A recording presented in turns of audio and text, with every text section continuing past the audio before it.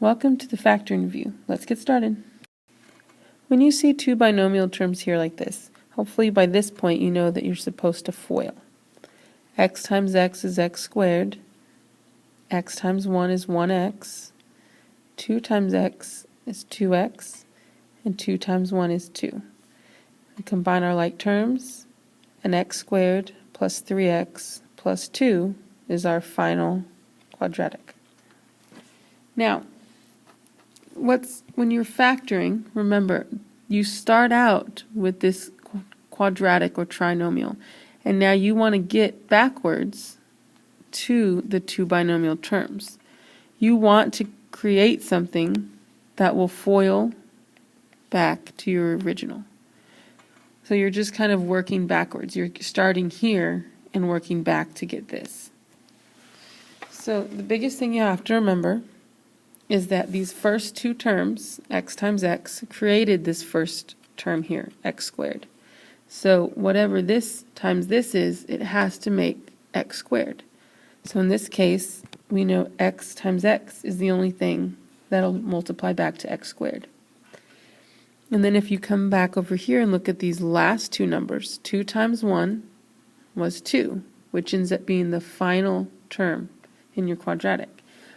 So these two numbers are going to have to multiply to 8. Whatever they are here, they have to multiply back to 8. And we've got a couple of choices here. We've got 8 and 1. We have 4 and 2. Now the trick is that right here, our terms, when we did x times 1 is 1x and 2 times x is 2x, they had to add up to 3x. So my 2 times 1 had to multiply to 2, but they also added up to the middle term, 3. So these two numbers have to multiply to 8, but add or subtract up to the middle term. So which 2 will add or subtract to 6, but also multiply to 8? Well, in this case, it's the 4 and the 2. So we put them in here, and now you've got to think about the signs. Is it a plus 4 and a plus 2 to get me plus 6? In this case it is. So if you check by FOILing, x times x is x squared. This is 2x. Here's 4x. And here's 8. So x squared plus 6x plus 8. That's exactly what we wanted. So we started with this and we factor it into x plus 4 times x plus 2. So again here, you've got your terms. We know, since we have an x squared, that we need an x and an x.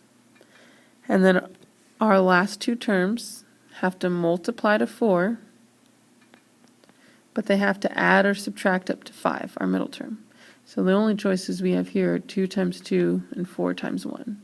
Which one of those will add or subtract up to our b, our middle term? In this case, it's 4 and 1. And we want them to add to positive 5, so plus 4 plus 1. And if you check it, you get x squared plus 1x plus 4x plus 4, x squared plus 5x plus 4, which is exactly what we wanted.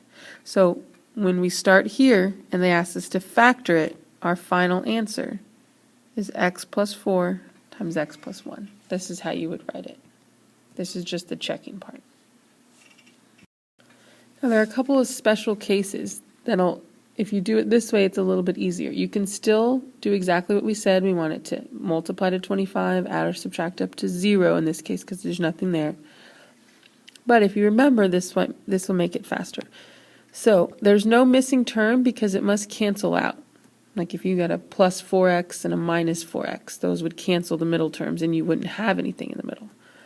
So what you can do is set up your two terms,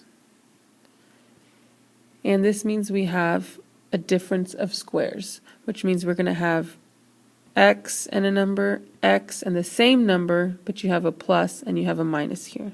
So we can go ahead and do that. So what you do is we know we need x and x, and you can take the square root of whatever this number is. The square root of 25 is 5, so that's x plus 5 times x minus 5. Same thing, and I'll do another quick example here. If you have x minus 64, well, we're missing that middle term, so we're going to have x plus and x minus. The square root of 64 is 8. So we just factored. X squared minus 64 factored is x plus 8, x minus 8. The other special case is that this isn't a quadratic for you to factor. But we can still factor out something. We can take something out of both terms to simplify it a little bit more.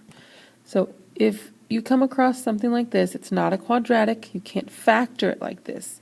You can still take something out of both terms. In this case, you could divide both terms by a 2.